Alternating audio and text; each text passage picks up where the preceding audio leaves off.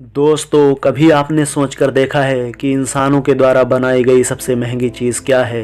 तो इसका जवाब है ISS यानी इंटरनेशनल स्पेस स्टेशन। इसे 1998 में लॉन्च किया गया था।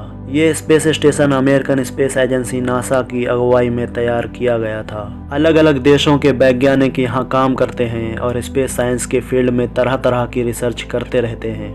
इन्हीं वैज्ञानिकों की रिसर्च और अध्ययन के आधार पर हमारे सामने नई नई जानकारी आती रहती हैं। लेकिन आप सोच रहे होंगे कि ये स्पेस स्टेशन है क्या और ऐसी क्या आवश्यकता पड़ गई कि स्पेस में स्पेस स्टेशन भेजना पड़ा। तो स्पेस में बार बार जाने का और आने का प्रोसीजर काफ़ी जटिल और खर्चीला था। इसके अलावा एक प्रॉब्लम ये भी है कि आप स्पेस में रुक नहीं सकते। स्पेस में रुकने और आने जाने के खर्च को कम करने के लिए ऐसे सैटेलाइट की ज़रूरत महसूस हुई जो इतना बड़ा हो कि उसमें साइंटिस्ट रुक सके। इसी सोच को अंजाम देने के लिए 1998 में इंटरनेशनल स्पेस स्टेशन पहली बार लॉन्च किया गया और उस समय इसको बनाने की कॉस्ट पड़ी थी $150 बिलियन, यानी लगभग 11 लाख करोड़ रुपए से भी ज्यादा। इस स्पेस स्टेशन को बनाना इतना महंगा था कि कोई भी एक देश इसको अफोर्ड नहीं कर सकता था।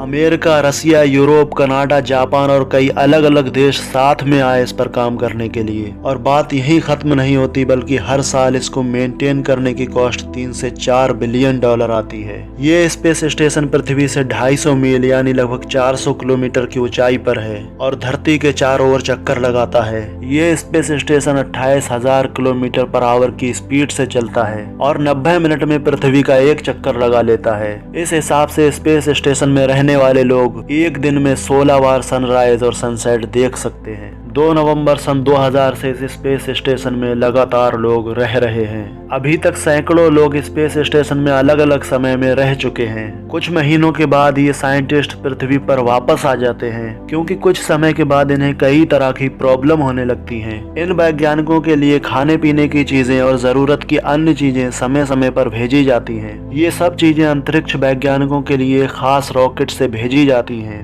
यह लॉन्चर रॉकेट स्पेस स्टेशन वाली कक्षा में पहुंचते हैं और फिर इन रॉकेट को स्पेस स्टेशन से अटैच किया जाता है। इसके लिए स्पेस स्टेशन का एक दरवाजा भी बनाया गया है। इसी दरवाजे से लोग भी अंदर बाहर आते हैं। सामान या लोगों को अंदर लेने के बाद गेट बंद हो जाता है और सामान लेकर गया एयरक्राफ्ट स्पेस स्टेशन से अलग होकर धरती पर लौट आता है। इस स्पेस स्टेशन में 6 लोग रह सकते हैं, लेकिन अभी तक मैक्सिमम 13 लोग रह चुके हैं। औसतन हर एस्ट्रोनॉट इसमें लगभग 6 महीनों तक रहता है और फिर वह पृथ्वी पर वापस आ जाता है। ISS में सबसे बड़ा चेंज ग्रेविटी को लेकर आता है। चूंकि पृथ्वी गोल है और हर वस्तु पृथ्वी पर ग्रेविटी के कारण चिपकी हुई है, या फिर यूं कहें कि पृथ्वी ग्रेविटेशनल फोर्स के कारण हमें अपनी ओर खींचे हुए है। पृथ्वी पर ग्रेविटी का मान 9.8 के आसपास होता है, लेकिन ISS के अंदर ग्रेविटी का मान बहुत कम, लगभग 0 के नजदीक होता है। इसका रीजन ये है क्योंकि ये स्पेस स्टेशन इतनी स्पीड से पृथ्वी के चारों ओर घूम रहा है। इस वजह से ग्रेविटी का मान कम हो जाता है। इसको आप ऐसे समझ सकते हैं जैसे आपने ये झूला देखा होगा।